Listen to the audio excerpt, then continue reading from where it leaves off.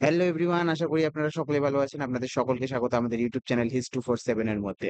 আজকে আমরা যে বিষয়টা নিয়ে আলোচনা করব সেই বিষয়টা শোনার পরে হয়তো আপনার রক্ত গরম হয়ে উঠতে পারে, কিংবা আপনি আপনার যে ধার্মিক আস্থা রয়েছে তার উপর নিজের একটা আঘাত অনুভব করতে পারেন। কিন্তু সেখানে দাঁড়িয়ে আমরা আজকে না করেও পারছি না সেই ভিডিওটা, সেটা হচ্ছে বেসিক্যালি তিরুপতিকে নিয়ে। আপনারা তিরুপতির লাড্ডু সকলেই খেয়েছেন। যারা তিরুপতি নাতে ঘুরতে গিয়েছেন তারা কিন্তু সেখান থেকে লাড্ডু নিয়ে এসেছেন। নিজের জন্য এনেছেন, নিজের বাচ্চা-কাচ্চার জন্য এনেছেন, কিংবা আত্মীয়-স্বজনের জন্য এনেছেন। সবাইকে দিয়েছেন তিরুপতির লাড্ডু। আমাদের দেশের মধ্যে সবচেয়ে সুন্দর একটা জিনিস যেটা রয়েছে সেটা হচ্ছে তিরুপতির লাড্ডু। ওকে, অনেক সুন্দর জিনিস রয়েছে। তার মধ্যে থেকে সুন্দর একটা খাদ্য হচ্ছে তিরুপতির নাথের যে লাড্ডুটা রয়েছে সেটা প্রসাদ হিসেবে যেটা আমরা গ্রহণ করে থাকি। ওকে। এটার উপর জিআই ট্যাগও দেওয়া রয়েছে। জিআই ট্যাগ কাকে দেওয়া হয়? বেসিক্যালি কোনো একটা জিনিস যদি কোনো একটা নির্দিষ্ট অঞ্চলের মধ্যে যদি সেটাই পাওয়া যায় সেক্ষেত্রে সেটাকে জিআই ট্যাগ দেওয়া হয়। যেমন মুজফ্ফরপুরের লিচু রয়েছে, মালদার আম রয়েছে, কিংবা এই যে জিআই ট্যাগ যে দেওয়া আছে, এই জিআই ট্যাগ যে লাড্ডুর মধ্যে দেওয়া আছে সেটা। ওকে।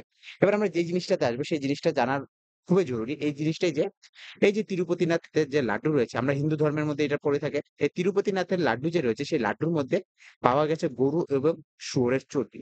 এবার বলবেন এত বড় ব্যাপার?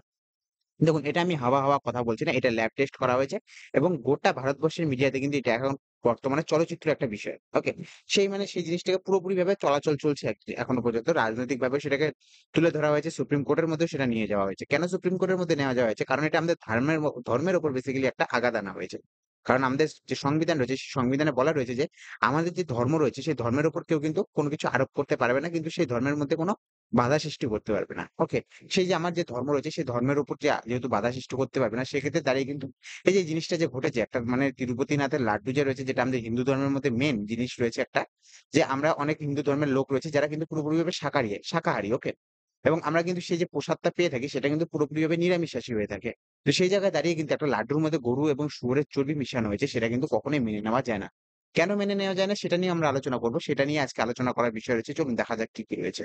দেখুন, যে জিনিসটা সবচেয়ে বেশি জানার কথা সেটা হচ্ছে তিরুপতিনাথের লাড্ডু। তিরুপতিনাথ কোথায় রয়েছে? বেসিক্যালি সেটা হচ্ছে অন্ধ্রপ্রদেশের মধ্যে অবস্থিত। দেখুন, তিরুপতিনাথ যে রয়েছে অন্ধ্রপ্রদেশের মধ্যে, সেই অন্ধ্রপ্রদেশে বর্তমানে কোন সরকার রয়েছে? বর্তমানে সরকার রয়েছে সেখানে এনডিএ সরকার। ওকে? বিজেপির যে অ্যালায়েন্স রয়েছে সেই অ্যালায়েন্স রয়েছে। আমরা সকলেই জানি এবার লোকসভা ইলেকশনের মধ্যে বিজেপি পেয়েছিল ২৪০ টি আসন। এবার তার দরকার ছিল ২৭২ টি আসন। এবার যে বাকি আসনগুলো ছিল সেগুলোকে পূরণ করেছে basically TDP, Telugu Desam party, Chandrababu Naidu যার হেড, এবং তিনি এবং চন্দ্রবাবু নাইডু বর্তমানে মুখ্যমন্ত্রীও রয়েছেন। এরপরে যিনি রয়েছেন সেটা হচ্ছে বেসিক্যালি নীতিশবাবু। নীতিশবাবুকে এখানে রাখছি না, তাকে সাইড করছি। এখন আমরা চন্দ্রবাবু নাইডুকে নিয়ে কথা বলছি।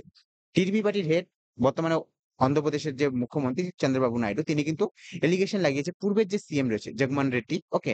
জগনমোহন রেড্ডির উপর এই এলিগেশনটা লাগানো হয়েছে যে তার সময় যে মন্দির কর্তৃপক্ষ ছিল সেই মন্দির কর্তৃপক্ষ কি করেছে, কম দামি জিনিস ইউজ করেছে এই লাড্ডুর উপর। এর ফলে কি হয়েছে যে কম দামি যে জিনিসগুলো ইউজ করা হয়েছিল, কম দামি ঘি থেকে শুরু করে বিভিন্ন জিনিস যে ইউজ করা হয়েছিল, সেগুলোর মধ্যে বেসিক্যালি গরু এবং শুয়োরের চর্বি মিশানো হতো। আর এটা ল্যাব টেস্টের মধ্যে পাওয়া গেছে। চলুন আমরা আগেও দেখে নিব। ওকে? তিরুপতিনাথের লাড্ডু সকলেই জানি। আমরা প্রত্যেকটা নিউজ চ্যানেলে এখন এটা হচ্ছে পুরো একটা হট টপিক হয়ে রয়েছে। ওকে? এবার দেখুন, যে জিনিসটা জানার বিষয় সেটা হচ্ছে তিরুপতিনাথের লাড্ডুর মধ্যে, যেটা বেসিক্যালি এখন সুপ্রিম কোর্ট এটার মধ্যে ইন্টারফেয়ার করছে। কেন? কারণ আমি ১ম এ বললাম যে এটা আমাদের সংবিধানের মধ্যে লেখা আছে যে আমাদের ধর্মীয় স্বতন্ত্রতা রয়েছে এবং ধর্মের মধ্যে কেউ কিন্তু কাটছাঁট করতে পারবে না। ওকে? এবার যে জিনিসটা দেখুন যে বেসিক্যালি সেখানকার যে প্রত্যেকটা একটা মন্দিরের মধ্যে ট্রাস্ট থাকে কিংবা কমিটি থাকে। আপনাদের এলাকার মধ্যে যেকোনো মন্দির রয়েছে তার মধ্যেও কিন্তু ট্রাস্ট রয়েছে, কমিটি রয়েছে। সেই কমিটির মধ্যে বেসিক্যালি কি করা হয়? বেসিক্যালি সেই কমিটি সেই মন্দির পরিচালনার কাজ করে। এই মন্দির পরিচালনা করার যে কমিটি রয়েছে সেই কমিটি যখন এই যে ল্যাব টেস্টের মধ্যে পাঠানো হয় এই যে তিরুপতিনাথের লাড্ডুগুলোকে, সেখানে দেখা যায় যে তার মধ্যে কি রয়েছে? তার মধ্যে শুয়োর এবং গরুর চর্বি মিশানো রয়েছে। সবাই দেখতে পারবেন যে আন্ধ্রপ্রদেশ কোথায় অবস্থিত? এই আন্ধ্রপ্রদেশের মধ্যে বেসিক্যালি তিরুপতিনাথ অবস্থিত। ওকে? তিরুপতিনাথ গোটা বিশ্বের মধ্যে বিশাল বড় মন্দির। আর ভারতের মধ্যে সবচেয়ে ধনী মন্দির এবং বিশ্বের মধ্যে ২য় সবচেয়ে ধনী মন্দির। ৩য় সবচেয়ে বেশি ধনী মন্দির। গোটা বিশ্বের মধ্যে যতগুলো ধার্মিক স্থান রয়েছে তার মধ্যে থেকে সবচেয়ে বেশি টাকা পয়সা যার কাছে রয়েছে তার মধ্যে থেকে ৩ নাম্বারে পড়ে থাকে তিরুপতিনাথের মন্দির। আর সবচেয়ে বেশি দর্শক যেখানে ভিড় করে থাকে তার মধ্যে গোটা বিশ্বের মধ্যে ১ নম্বরে রয়েছে তিরুপতিনাথ। দেখুন, তিরুপতিনাথের মধ্যে প্রতি বছর প্রত্যেক বছরই কিন্তু ৩ থেকে ৪ কোটি লোক কি করে? এসে থাকে। ওকে? ২য় নাম্বারে হচ্ছে ভ্যাটিকান সিটি। ২য় নাম্বার বলব না, লিস্টের মধ্যে দেখা যায় যে তিরুপতিনাথের পরে যেসব জায়গা রয়েছে তার মধ্যে রয়েছে ভ্যাটিকান সিটি। ওকে? ভ্যাটিকান সিটি কোন জায়গাটা বলুন তো? যে খ্রিস্টানদের যে সবচেয়ে বড় ধর্মগুরু যে রয়েছে, পোপ যাকে বলি, সে যেখানে থাকে সেটাকে বলা হচ্ছে ভ্যাটিকান সিটি। ওকে? সেই ভ্যাটিকান সিটির মধ্যে প্রতি বছর ৯০ লাখের কাছাকাছি লোক কিন্তু যাওয়া আসা করে থাকে। ঘুরতে যেতে থাকে, দর্শন করতে যেতে থাকে। তার যেরকম মান্যতা রয়েছে ধর্মের মধ্যে। ৩য় নাম্বার যদি আমরা দেখে থাকি, ৩য় একটা জায়গাকে দেখে থাকি সেটা হচ্ছে বেসিক্যালি সৌদি আরবে যে মক্কা মদিনা রয়েছে, সেই মক্কা মদিনার মধ্যে প্রতি বছর ২ কোটির কাছাকাছি লোক কিন্তু যাওয়া আসা করে থাকে। ওকে? এবার যদি দেখি আমরা টাকা পয়সার দিক থেকে সবচেয়ে রিচেস্ট মন্দির কিন্তু ভারতবর্ষের মধ্যে কিন্তু তিরুপতিনাথের মন্দির। আর গোটা বিশ্বের মধ্যে ৩য় সবচেয়ে ধনী মন্দির। ১ম এ রয়েছে আমেরিকার একটা চার্চ, ওকে? ২য় নাম্বারে রয়েছে জার্মানির একটা ক্যাথলিক চার্চ। দুটো হচ্ছে প্রায় $২৬৫ বিলিয়ন এর কাছাকাছি তাদের হচ্ছে সম্পত্তি।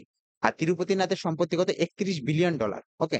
এবার যে জিনিসটা দেখবো সেটা হচ্ছে তিরুপতিনাথের মধ্যে সম্পত্তি কত রয়েছে, ওকে? তারপরে আমরা ধীরে, ধীরে যাবো যে নাথের মধ্যে যে লাড্ডু রয়েছে সেই লাড্ডু থেকে শুরু করে প্রত্যেকটা জিনিসের উপর। দেখুন তিরুপতিনাথ বালাজির যে মন্দিরটা রয়েছে সেই মন্দিরের মধ্যে সম্পত্তির পরিমাণ হচ্ছে বেসিক্যালি বর্তমানে টাকা হিসাবে যদি সম্পত্তি দেখা হয় ১৮,০০০ কোটি টাকা কিন্তু এই মন্দিরের সম্পত্তি। ১৮,০০০ কোটি টাকা কিন্তু এই মন্দিরের নামে মানে নাম করে ব্যাংকের মধ্যে রাখা রয়েছে। এই মন্দিরের অ্যাকচুয়ালি সম্পত্তি সেটা। ওকে? আর বেসিক্যালি কি রয়েছে? এছাড়াও কি রয়েছে? এছাড়াও রয়েছে সোনা। বেসিক্যালি এখানে কি দান করা হয়? সোনা দান করা হয়। প্রায় ১১,৩২৯ কিলোগ্রাম মানে ১১,০০০ কেজি, ১১,০০০ কেজিরও বেশি কিন্তু সোনা কিন্তু এই মন্দিরের নামে রয়েছে। আর প্রতি বছর এই মন্দিরের মধ্যে দান করা হয় প্রায় ১৫০০ কোটি টাকা।